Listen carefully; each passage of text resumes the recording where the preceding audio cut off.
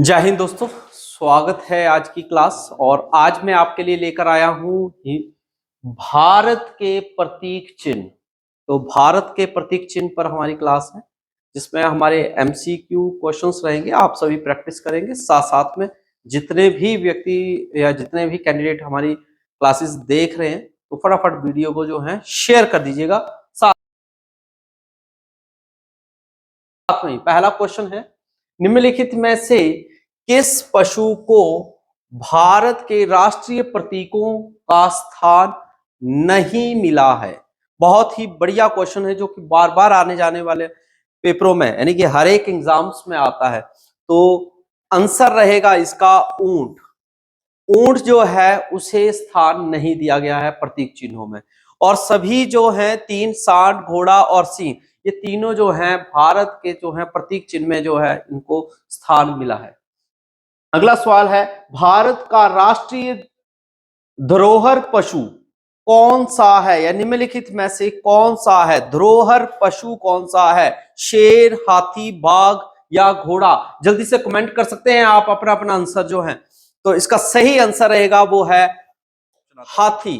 अगला है, स्वतंत्र भारत के राष्ट्रीय ध्वज का डिजाइन निम्नलिखित में से किसने बनाया था? यानी कि जो हमारा भारत का झंडा है उसका डिजाइन किसने बनाया है? महात्मा गांधी, बंकिम चंद्र चटर्जी, रविंद्रनाथ टैगोर या पिंगलई वेंकैया? तो जल्दी से अपना अपना आप जो है आंसर दे सकते हैं। तो सही आंसर जो रहेगा वो है ऑप्शन डी, पिंगली वेंकैया। जो है डी ऑप्शन जो है वो बिल्कुल सही है।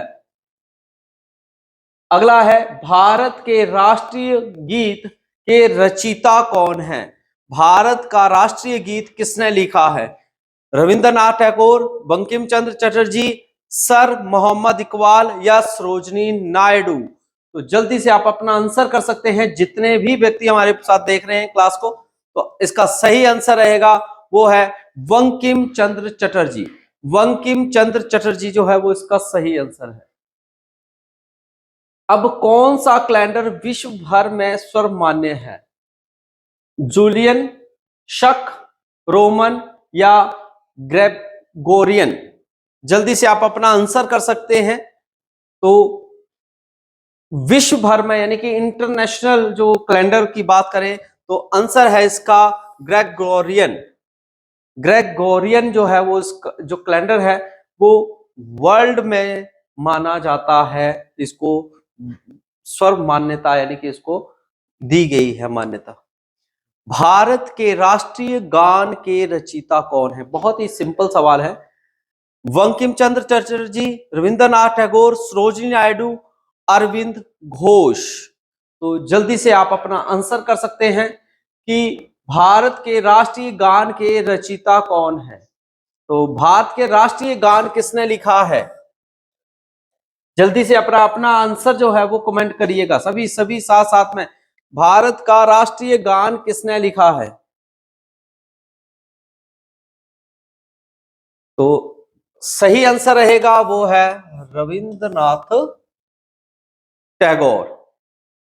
नेक्स्ट सवाल है, भारत के राष्ट्रीय ध्वज की लंबाई और चौड़ाई का अनुपात कितना है? बहुत ही इंपॉर्टेंट क्वेश्चन रहता है। अग्निवीर के क्वेश्चंस में बहुत ज्यादा पूछे जाने वाले सवाल है, बहुत बार देखा गया है अग्निवीर के प्रश्नों में। तो सभी आंसर दीजिएगा। 1 2 2 3 2 1 और 3 2 क्या अनुपात रहता है? सभी अपना अपना आंसर साथ साथ में करते चले।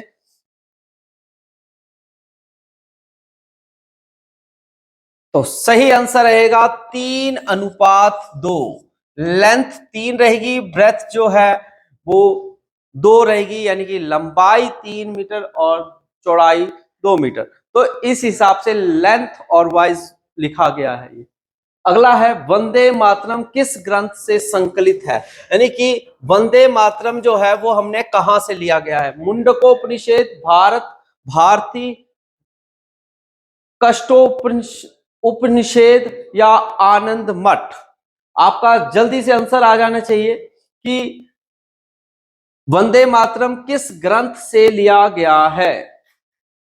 तो इसका सही आंसर है वो है आनंद मठ। वंदे मातरम जो है वो आनंद मठ से लिया गया है। अगला है, राष्ट्रीय ध्वज के चक्र में कितनी तिलियां होती है? बहुत ही इंपॉर्टेंट क्वेश्चन, बहुत ही बार बार आने वाला क्वेश्चन है। 20, 24, 23, 22।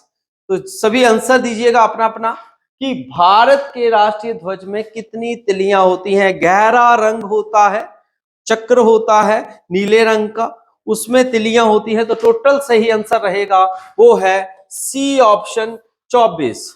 सी ऑप्शन 24 तिलियां जो हैं वो भारतीय राष्ट्रीय ध्वज में जो हैं टोटल होती हैं। अगला है, भारत का राष्ट्रीय गान जन गण मन है। ठीक है, याद करना है सभी ने, दिमाग में रख लीजिएगा जी। ठीक है, सर्वप्रथम कब और कहां गाया गया था? सबसे पहले राष्ट्रीय जनगण मन जो है, राष्ट्रीय गान जो गाते हैं, तो सभी अपना अपना आंसर जो है वो दीजिए। सभी अपना आंसर दीजिए, प्रैक्टिस करिए। 1931 में कोलकाता है, और 11 में कलकत्ता है, 1896 में कलकत्ता है, और 1950 में नई दिल्ली में है।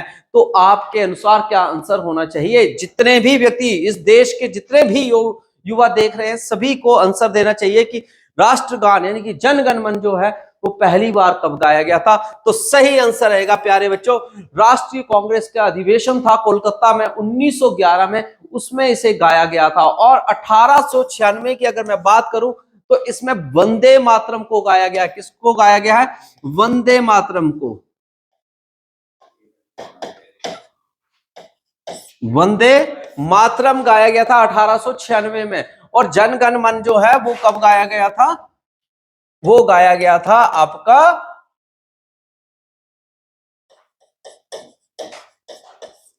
1911 में। और कोलकाता से जो है भारत की राजधानी कब बदली गई थी ये जरूर बताइएगा। दिल्ली बनाई गई थी, तो कब बनाई गई थी? अगला क्वेश्चन है, राष्ट्रीय ध्वज के बीच बने धर्म चक्र का रंग कैसा है? धर्म चक्र का रंग कैसा है? बहुत ही इंपॉर्टेंट क्वेश्चन है, मैंने अभी अभी इसका आंसर दे दिया है। जो 24 तिलियां हैं, वो जो तिलियां बनाई गई हैं धर्म चक्र में, वो चक्र का मैंने रंग बताया था। तो सही आंसर बताइएगा, समुद्री नीला है, हरा है, गहरा नीला है, या काला है? तो सही आंसर रहेगा वो गहरा नीला है। कैसा है? गहरा नीला है प्यारे बच्चों।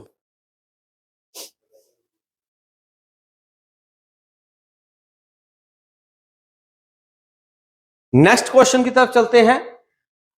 भारत का राष्ट्रीय गीत कौन सा है? भारत का राष्ट्रीय गीत बहुत ही सिंपल सवाल है। जनगण मन है, हिंद देश का प्यारा झंडा, वंदे मातरम, या सारे जहां से अच्छा हिंदुस्तान हमारा? ये बताएं, जल्दी से बताएं कौन सा हमारा राष्ट्रीय गीत है। बहुत ही बेसिक क्वेश्चन है, सैनिक स्कूल के लिए भी बहुत बार ये पूछा गया है, आरएमएस में भी आता है, राष्ट्रीय मिलिट्री स्कूल्स में, कई एग्जाम्स में, ये बहुत छोटे छोटे एग्जाम्स में ये पूछे जाने वाले क्वेश्चन है। तो भारत का राष्ट्रीय गीत क्या है? तो भारत का राष्ट्रीय गीत है वंदे मातरम, जो 1896 में पहली बार गाया गया था, 1896 में। नेक्स्ट है, भारत का राष्ट्रीय गीत वंदे मातरम सर्वप्रथम देखिए फिर से कब और कहां गाया गया। फिर से आ गया है 1896 में ही आपको कलकत्ता, और 86 में कलकत्ता, 29 में लाहौर, और 31 में कराची की ऑप्शन आ चुकी है। जल्दी से आप अपना आंसर कर सकते हैं प्यारे बच्चों। तो मैंने अभी आपको जो आंसर दिया था वो दिया था 1896। अभी पिछली स्लाइड में देख सकते हो आप कि 1896 मैंने आंसर दिया था आपको, और यही क्वेश्चन दोबारा से पूछा गया है। तो क्वेश्चन जो है वो आपको घुमा घुमा कर पूछे जा सकते हैं, इसलिए एक बार वीडियो देख लो और नोट कर लो क्वेश्चंस को। भारत का राष्ट्रीय प्रतीक में कितने शेर दिखाई देते हैं? इसमें खास चीज क्या है? दिखाई देना। तो आपने अगर प्रतीक चिन्ह देखा होगा अशोक चक्र में से, तो अशोक स्तंभ से हमने उठाया है सारनाथ यूपी से, तो वो हमें जो शेर है वो एक फ्रंट का दिखाई देता है, एक लेफ्ट का, एक राइट का। जो बैक का है वो नहीं दिखाई देता क्योंकि वो अपोजिट में है। तो टोटल आंसर रहेगा 3, बी ऑप्शन 3 जो है वो इसका सही आंसर रहेगा प्यारे बच्चों। 3 जो है वो इसका सही आंसर होगा। अगला है भारतीय प्रतीक चिन्ह की आधार पट्टी पर अंकित वाक्य सत्यमेव जयते कहां से लिया गया है? ऋग्वेद, सप्तपथ ब्राह्मण, रामायण या मुंडको उपनिषद? तो सत्यमेव जयते जो है टोटल 108 हमारे उपनिषद हैं। तो उन उपनिषदों में जो है मुंडक उपनिषद से जो है सत्यमेव जयते को जो है वो लिया गया है प्यारे बच्चों। ये हैं हमारे बेसिक क्वेश्चंस जो कि कई एग्जाम्स में पूछे जाते हैं, तो एक बार इस वीडियो को जरूर देखिएगा। भारत का राष्ट्रीय आदर्श वाक्य क्या है? स्लोगन पूछ रहे हैं। सत्यमेव जयते है, वंदे मातरम है, जय जवान जय किसान है या जय हिंद है? सभी अपना अपना आंसर जो है वो कमेंट करिएगा। आदर्श वाक्य क्या है?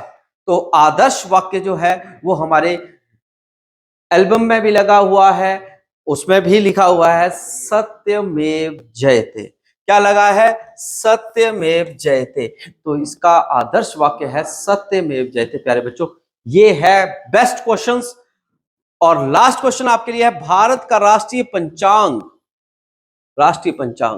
किस पर आधारित है? शक संवत पर, हिजरी संवत, विक्रम संवत या ग्रेगोरियन संवत पर? तो जल्दी से आप बता सकते हैं कि भारत का राष्ट्रीय पंचांग जो है यानी कि नेशनल कैलेंडर जो है वो किसके ऊपर डिपेंड है? तो वो आंसर है आपका ऑप्शन ए, शक संवत के ऊपर। किसके ऊपर डिपेंड है? शक संवत पर। तो ये हैं हमारे भारत के राष्ट्रीय प्रतीक चिन्हों के ऊपर क्वेश्चंस। इसी प्रकार से और भी क्वेश्चंस मैं लेकर आऊंगा, बने रहिएगा इसी सीरीज में। तब तक के लिए खास ख्याल रखिएगा। जय हिंद, जय भारत, जय हिमाचल।